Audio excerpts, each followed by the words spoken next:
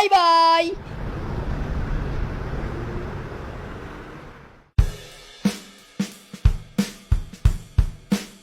না, আমার পা দুটো আর চলছে না বাপু। যাই, ওইখানে একটু বসে পড়ি।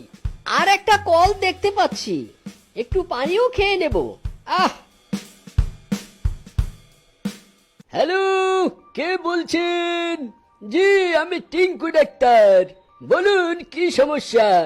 ও হ্যাঁ, আমি বাড়িতে রোগী দেখতে যাই।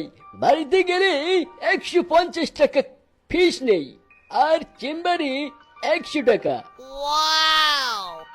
আচ্ছা ঠিক আছে, আপনি যখন ফোন দিবেন আমি তখনই যাব। রাখছি তাহলে, ওকে। এই তো একটা সুযোগ, এই সুযোগ হাতছাড়া করা যাবে না।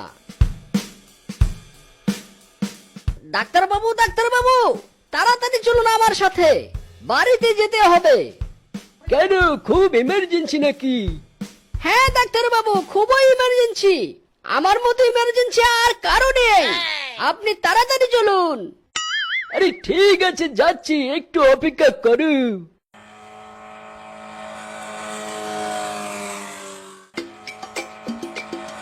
ডাক্তারবাবু, দাঁড়ান দাঁড়ান। কেন, চলে এসেছি নাকি? আরে না না, মিষ্টি নিতে হবে।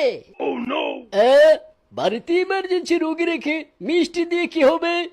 আমি রোগীর জন্য মিষ্টি দিচ্ছি নাকি? আপনারা মিষ্টি খান না? এত দূর থেকে কষ্ট করে যাবেন, মিষ্টি না খেলে হবে বলুন?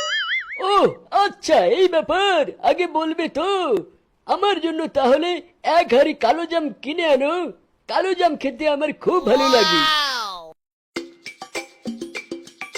ও ভাই, মিষ্টি কত টাকা পিস?